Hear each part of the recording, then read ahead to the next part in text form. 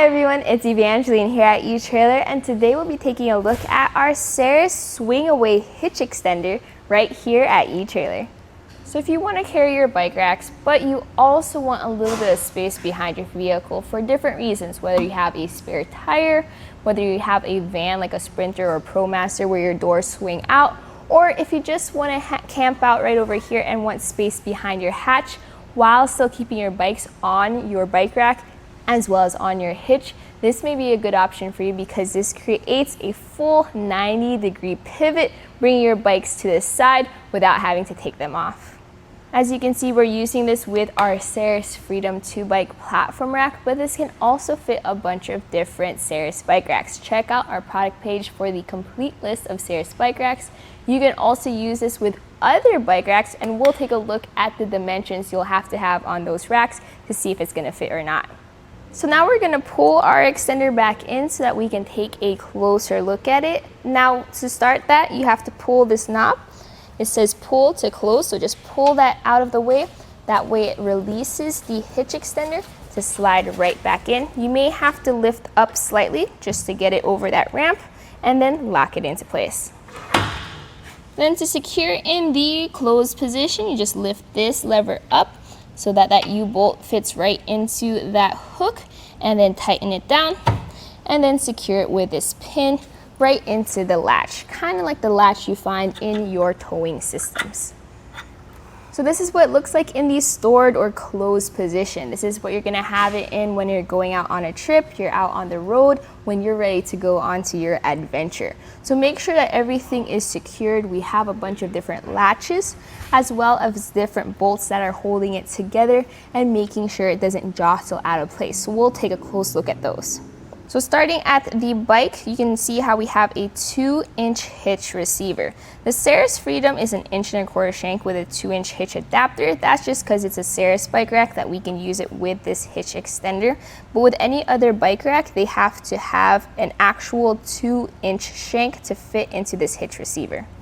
This over here is the spot for the anti-rattle bolt or hitch pin lock that will come with your bike rack.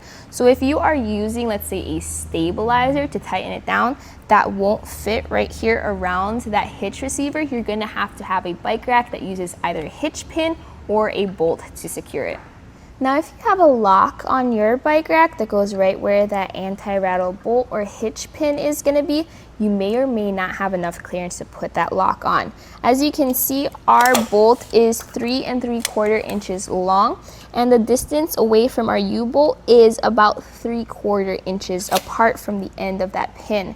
So if your pin is shorter or is closer to this U-bolt, you may not be able to put that lock on. Now, as for the handle system or the latch system that you use to engage or disengage the hitch extender, causing it to swing out or swing back in, I personally really like it. I do like how we have a guard, which is this triangle right over here, which is gonna help you out as you swing it back just to prevent any accidents, as well as with how easy it is to operate this latch, just like that, and then you're basically ready to go once you release this hook. I do like that compared to the knobs on other hitch extenders, which take a little bit of finagling in order to engage. Another thing that impressed me is how many different handles we have on this hitch extender. That's going to be helpful for carrying the hitch extender, but also if you need to secure your bike racks and you need anchor points for your cable locks, this is a great way to put them through. As you can see, we have this fully loaded up now. I even have my slightly heavier women's bike. Now please check out the product page for the instructions as to weight capacity. I do not recommend carrying over 2 bikes if it's a platform rack on this hitch extender, just because of the leverage as well as the weight concerns. And this does have a weight capacity of about 60 pounds per bike depending on what kind of bike rack you have on there. So that's a good thing to see, especially with our heavier bikes on there right now. So let's take this out onto the test course so that we can see this hitch extender as well as our bike rack in action. Here on our test course, we'll start by going through the slalom. This is going to show us the side-to-side action, which simulates turning corners or evasive maneuvers. Once we get to the alternating speed bumps, we'll see the twisting action. This will simulate hitting a curb or a pothole or driving over uneven pavement.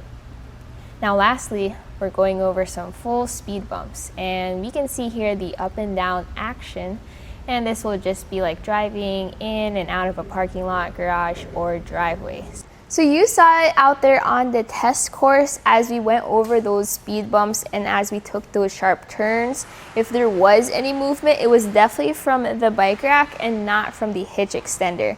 I did notice that the hitch extender was very solid, which is probably because it has 2 points of anti-rattle or stabilization. You have the anti-rattle bolt as well as the hitch stabilizer. So let's take a look at those. So here, right where the hitch extender fits into the hitch receiver of your vehicle, you can see how it's held down by those 2 points. So we have this anti-rattle bolt as well as a lock, so you do get keys to lock this down. You also have this U-bolt with a bracket on the bottom, and that's going to be your hitch stabilizer.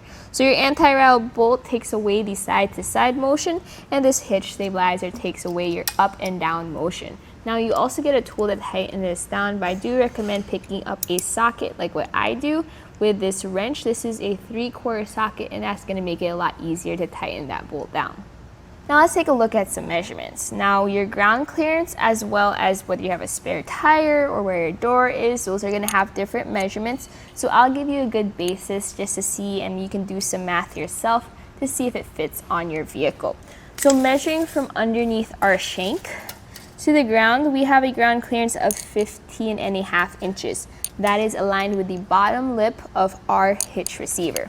Now for the highest point of this hitch extender, which is right by that lever, that's going to be 22.5 inches. So just take the measurement from the top to the bottom, and that's going to be the amount of clearance you're going to have to clear when you want to open your spare tire or your door.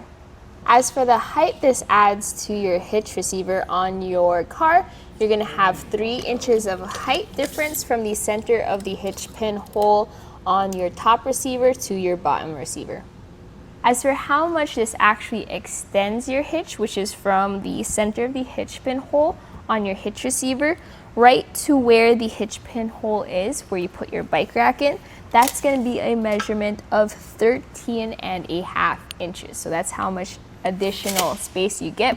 If you have a spare tire or a bumper that goes out really far out, that's going to give you some extra clearance there. And now we're going to swing out this extender. That way we can take a look at how much space we actually get with this completely swung out. And with it completely swung out right over there, we're going to take some measurements again just to see how much length we now add to this side.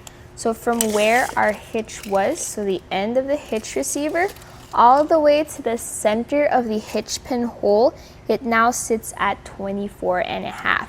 And then to figure out where your bikes are resting, you then add the center or the distance from the center of the hitch pin hole to the closest point of the bike rack, and that's the extra clearance plus that 24.5 that you have to the side of your vehicle. So let's take a look at how this works with our spare tire on the back of our Jeep. So you can see here we have plenty of clearance, or enough clearance, underneath our door. Now I can't bring this all the way out to a full 90 degree just because it goes and hits the pedals on our bike, but this still creates enough space to get into my trunk, maybe grab whatever I need without having to take my bikes off. So while this works great with our Jeep with its spare tire, which most bike racks don't work on actually, this can also work with a bunch of other vehicles. So you can use this on your truck in order to lower your tailgates. You can use this with your SUVs if you want full access to your hatch with this swung away. You can also use this with minivans that have the extra large door in the back, which will give you full clearance to your bikes even with them on. Now, one thing with this hitch extender is please be mindful of your tongue weight capacity as well as what you can or cannot do with the extender. Now, you can't really overburden this hitch extender just because this adds extra pressure on your hitch. So this would usually half your tongue weight capacity. And then if you have bike racks that can tilt down, or like the Glide, which can tilt away even with bike racks or bikes attached, you can't do it with it on the hitch extender, so you will lose some of those features. Now let's try this out on our truck. So as you can see, if we lower our tailgate, let's just get some clearance and drop it down on top of our extender, we do have plenty of clearance between our handle as well as our bottom of our tailgate. Now to disengage, we do have to bring this back up. So let's do that real quick.